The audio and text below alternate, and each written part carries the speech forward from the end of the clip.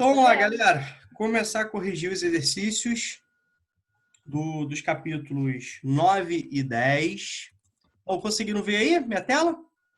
Sim. Agora sim. Agora show, né? Ah. Beleza, vamos que vamos então. Tem bem grandão aqui. Ai, peraí, cadê meu caderno? Lascou. Vamos lá. Capítulos, né? Percursos 9 e 10. Oh, meu Deus. Derrubei Começar todo o pelo caderno. 1. Bora, concentra aí. Ó, verbo de Aí, Rosa, tô comando. buscando o caderno aqui.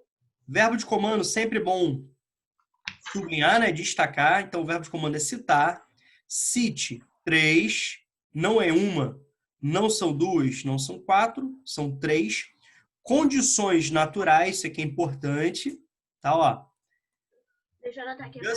Favoráveis à existência e à manutenção de vida no planeta. Tá bom? E quando a gente fala de vida, meus amores, a gente não está se referindo apenas ao ser humano, né? Em termos de evolução geológica, em termos de presença, né, e surgimento no planeta, dentro, né, de um olhar geológico, aquele olhar que a gente utiliza um tempo longo, quando a gente fala de bilhões e milhões de anos, que se refere às transformações, né, do planeta, começando ali com o surgimento do planeta, segundo, né, a ciência, ou grande parte das teorias, algo próximo a 4,5, 4,6 né, bilhões de anos atrás, e toda a transformação até hoje. O ser humano é um fenômeno, né, um acontecimento extremamente importante, visto que hoje ele é aquele que mais modifica a superfície terrestre, mas é algo muito recente, né, na história do planeta. O ser humano surge no período do Quaternário do Cenozoico. Então, isso geologicamente é muito recente, tá bom? Certo? Então, o que permitiu a vida. Então, lembre-se que o planeta era uma grande bola de fogo, né? Com contato com a atmosfera mais fria, há um processo de esfriamento. Isso permite que os gases que formaram a atmosfera primitiva, fruto de um processo, né, de evaporação devido às grandes explosões, geravam precipitações e, com isso, com esse esfriamento, permitiu que pequenas pocinhas, né, fossem formadas, essas pocinhas iam se unindo, formando pocinhas maiores e dando origem àquilo que nós chamamos de hidrosfera, né? E grande parte dos cientistas, a maior parte acredita que a vida tenha surgido ali, né? A vida tenha surgido ali dessas pocinhas, né? Muitos, né, acreditam que a vida na Terra não tenha sido trazida de outro local do universo, né? Alguns acreditam, né? A teoria da panspermia, né? Vida em todo o cosmos. Mas depois vocês trocam ideia com um professor de ciências que ele vai explicar muito melhor, né? Obviamente eu nem estou explicando, nem domino, né, esse assunto. Mas a grande maioria dos cientistas fala o seguinte, que a vida no planeta surgiu aqui. E surgiu de pequenas pocinhas. Então nós já temos uma resposta, né? A gente está falando sobre a água em estado líquido, né? Aí você fala, Romulo, por que a água... Por que você está falando de estado líquido? Porque você tem o vapor d'água, né? Você tem a água em estado gasoso, né? Em estado sólido, né? A gente está falando água, né, em estado líquido. Beleza? Vou botar aqui água líquida, mas você vai escrever bonitinho aí. Água em estado líquido. Tudo bem? Tudo tranquilo? Tudo. O que acontece? Os primeiros seres, né? Os primeiros seres, segundo a ciência, eles eram seres anaeróbicos. O que isso significava? Eles não precisam de oxigênio? Oi? Eles não precisam de oxigênio para viver? Isso aí, perfeito. Como bactéria Tesla? Isso aí. Até porque a atmosfera primitiva era feita de gases sufocantes, né? Muito diferente da atmosfera que nós temos hoje, que é basicamente formada, né, por nitrogênio, em sua grande quantidade, e oxigênio. Todos os outros gases somados, né, não chegam a 1%. Alguns são tão raros que são chamados de gases raros, por serem pouco presentes. Mas a gente pode falar, obviamente, né, do oxigênio, posteriormente, que permitiu que um processo de evolução da vida, né? O planeta vai criando condições naturais de sequestro de carbono e, ao mesmo tempo, a possibilidade da presença, né, de oxigênio. Tranquilo? Um outro fator, já que estão pedindo 3, né? estão pedindo 3 fatores, um outro fator importantíssimo está até sendo colocado em risco. E detalhe, né? A gente entende muitas das vezes de forma equivocada. Quando eu falo para vocês, efeito estufa, para muitos, né, isso vai soar como algo ruim, algo negativo, mas o efeito estufa é um fenômeno natural, extremamente importante para o surgimento, manutenção e evolução da vida no planeta. A partir da presença de determinados gases que têm a capacidade de absorver o calor, né, irradiado, vai garantir uma média térmica, né, próxima a 15 graus, e, ao mesmo tempo, evitar oscilações bruscas de temperatura ao longo, né, do movimento de rotação. Porque, por exemplo, né, no momento que o planeta estivesse recebendo, aquela porção do planeta estivesse recebendo radiação solar, as temperaturas seriam altíssimas. E já à noite, as temperaturas seriam muito baixas. Então, nós teríamos, né, temperaturas congelantes, certo? Médias térmicas baixíssimas, e durante a radiação nós teríamos, né, temperaturas elevadíssimas. Então, garante um equilíbrio térmico do planeta, né? A manutenção de equilíbrio térmico do planeta, evitando também oscilações bruscas de temperatura. Então, o efeito estufa, né, foi fabuloso. Então, a gente está falando aqui, por exemplo, de... quem está escrevendo, para de escrever, já pedi isso, por favor. Tá? A gente pode falar, botar aqui para baixo? Concentra aí, deixa eu só marcar aqui. Hein, galera? Tô pedindo para não escrever. Ô, Rômulo, Oi? eu pensei que o efeito estufa fazia parte do aquecimento global. Então, vamos discutir isso agora? Tá. Eu só acabar de escrever aqui, ó. Vou puxar para cá. Vou botar aqui, ó. Aquecimento global e efeito estufa seriam sinônimos ou um é causado pelo outro? Outros são correlacionados ou não tem nenhuma relação entre si? Vamos discutir isso. Deixa eu só acabar de escrever aqui. Certo. Caraca, travou.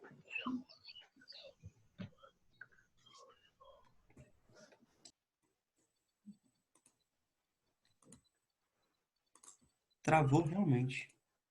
Acho que agora vai. Foi, viu? Tem que ter fé. Vamos lá. De novo minha canetinha aqui. Show, vamos lá então. A gente está falando aqui de temperaturas adequadas, né? Temperatura adequada. Pode ser aí? Os 3 fatores? Pode. Vamos aproveitar a questão e vamos tirar essa dúvida. Então, vocês já entenderam o que é o efeito estufa, não já? Sim. Já relembraram, né? Vocês já tinham visto isso em vários momentos. Então, temperaturas.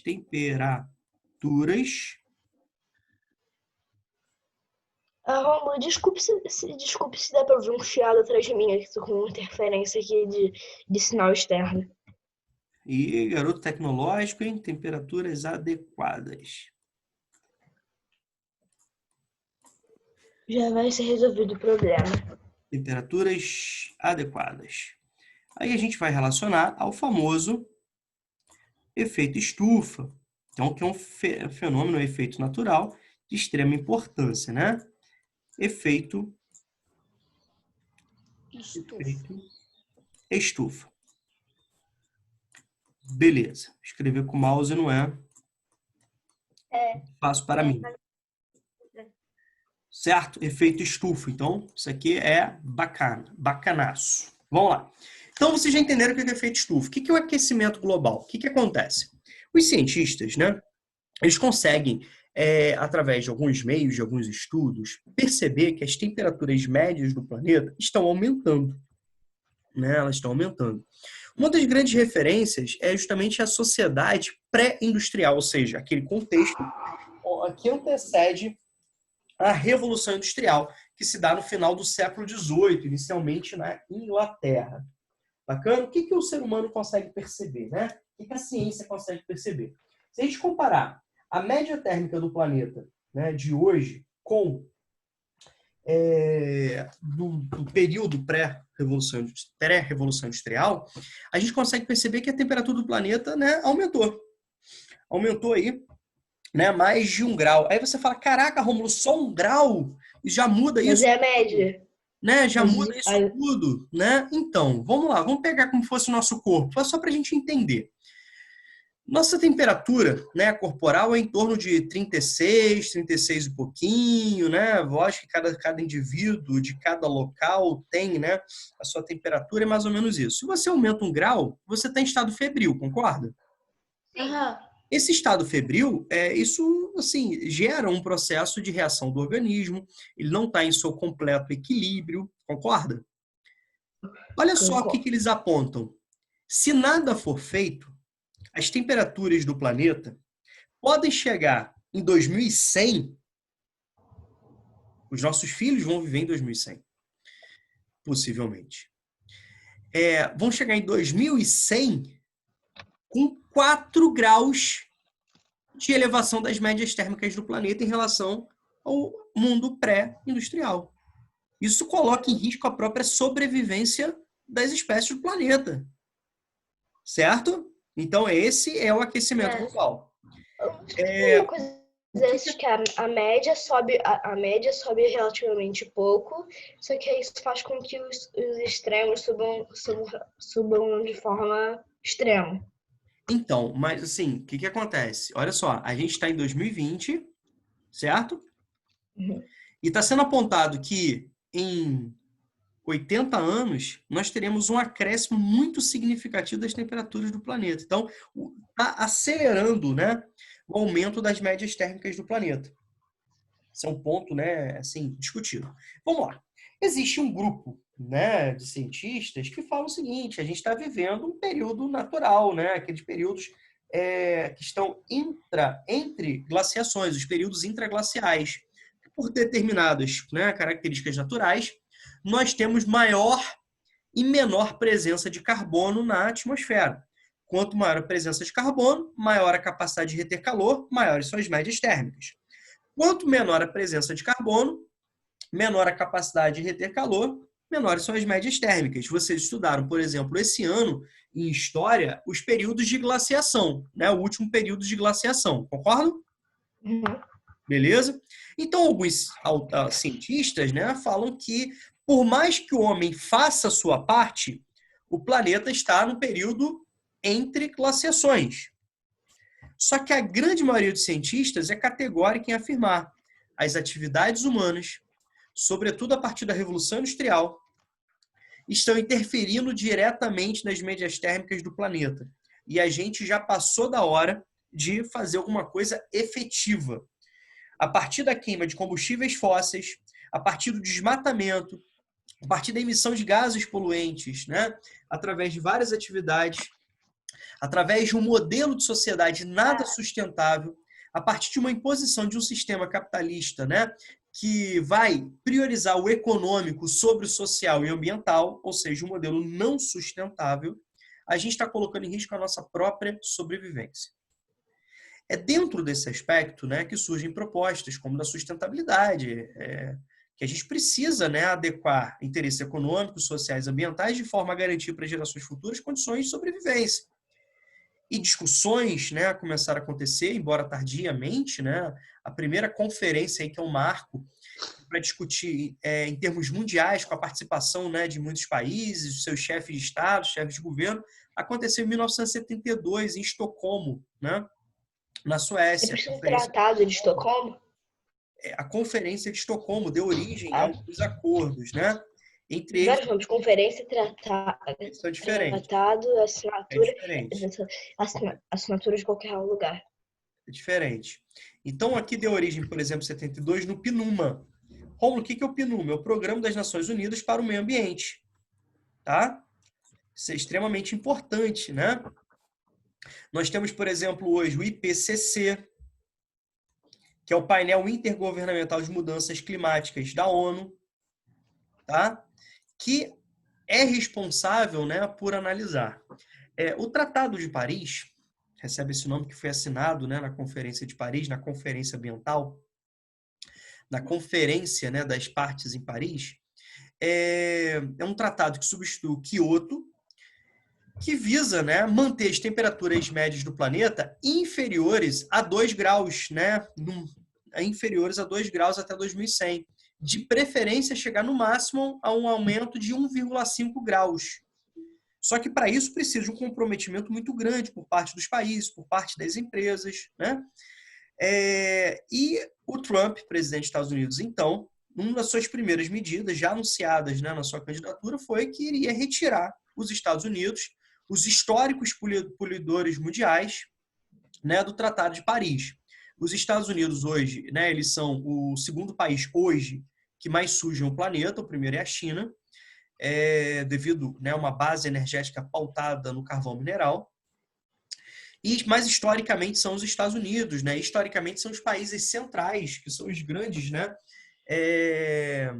poluidores do planeta. São os grandes poluidores do planeta. Então, a saída dos Estados Unidos, além de, né, comprometer os resultados esperados do Acordo de Paris, do Tratado de Paris, isso abre um precedente absurdo para que outros países possam fazer o mesmo. E nós vimos, né, uma escalada no mundo de governos, né, que são chamados de extrema-direitas, que negam a questão ambiental ou escondem a questão ambiental. E a gente está no planeta, em vários países, a gente está batendo recordes e recordes e recordes de desmatamento, de contaminação, não está cumprindo metas ambientais, né? E tudo isso coloca em risco, né, aquilo que é esperado. Tudo bem? Então, ao entender o que é o aquecimento global, o que é o efeito estufa, a lógica da sustentabilidade, deu para dar uma relembrada aí? Sim. Show? Alguma Show. pergunta? O Brasil, por exemplo, hoje é o país que mais desmata no mundo. Isso é muito sério, né? Isso é muito sério. Vamos lá, então, para 2? Tá. Com base em que os cartógrafos traçaram na esfera terrestre os círculos polares Ártico e Antártico e os trópicos de Câncer e de Capricórnio, né? Com base em que, hein, galera? Eles traçaram base na incidência solar ao longo do ano. Que isso, hein? Que isso. Então, ó, os trópicos, né? Câncer no norte e Capricórnio no sul, eles se posicionam em termos de latitude a 23 graus e 27 minutos. Já os círculos polares, né? O Ártico no norte e o Antiártico, né? O Antártico no sul, se posicionam a 66 graus e 33 minutos de latitude, respectivamente norte e sul. E os círculos polares, né? Eles transitam entre, né? É o limite da zona temperada ali, né? Para, né, a zona intertropical, a zona polar. Então, nós temos aqui, lembra do mapinha que nós vimos? Nós temos aqui o Equador, não é isso? 0 graus. Nós temos o Trópico de Câncer. Nós temos o Trópico de Capricórnio, né? Aqui nós temos a zona intertropical. Aqui nós temos os círculos polares, no caso, o Ártico e o Antártico. Aqui nós temos, né, a zona temperada norte. Aqui nós temos a zona temperada sul. E aqui nós temos a zona polar norte e a zona polar sul. Tudo bem? Lembre-se que o planeta é uma esfera, então ele já recebe radiação solar de forma irregular. Ao mesmo tempo, né, essa esfera apresenta-se com seu eixo imaginário inclinado em relação, né, ao Sol. E ao longo do ano, ao longo do movimento de translação, que é um movimento elíptico, essa radiação, a incidência solar, ela vai, né, oscilando entre os trópicos, né? Por exemplo, a gente está caminhando para a primavera, no dia 23 de setembro, tudo bem? Para o hemisfério sul, significa, né, o equinócio, né, de verão, a primavera. Já para o hemisfério norte, vai significar o quê? O outono, não é isso? Outono. Beleza. É um momento, né, que acontece 2 vezes por ano, onde a incidência solar atinge, ó, a linha do Equador, onde você tem um equilíbrio, por isso que fala de equinócio, né? Você tem um equilíbrio da distribuição do planeta. O que acontece? A incidência solar, então, nessa perspectiva, né, nesse entendimento, ela vai caminhando e ela vai chegar no dia 21 para o dia 22 de dezembro, atingindo o Trópico de Capricórnio. Vocês concordam ou não? É um momento onde nós temos o solstício de verão para o hemisfério sul e o solstício de inverno para o hemisfério norte. É um momento de maior desequilíbrio, né, favorecendo o hemisfério sul em detrimento do hemisfério norte. Na sequência, todo um caminhar para que novamente, né, a incidência solar, né, aconteça na linha do Equador, gerando um novo momento de equilíbrio, né, marcando, dessa vez, o outono para o hemisfério sul e a primavera para o hemisfério norte, o equinócio de inverno para a gente, hemisfério sul, equinócio de verão, até que em junho, né, nós tenhamos aqui, ó, a incidência solar sobre o Trópico de Câncer, marcando um momento de maior privilégio solar para o hemisfério norte e, né, de maior desequilíbrio para o hemisfério sul. Tudo bem? Então, como o Henrique falou, com base em quê? Né? Se refere justamente com base na radiação solar. Tudo bem? Beleza? O que a gente precisa entender, né?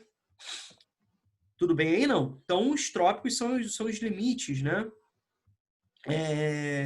Entre essa incidência solar que vai variando. Tudo bem?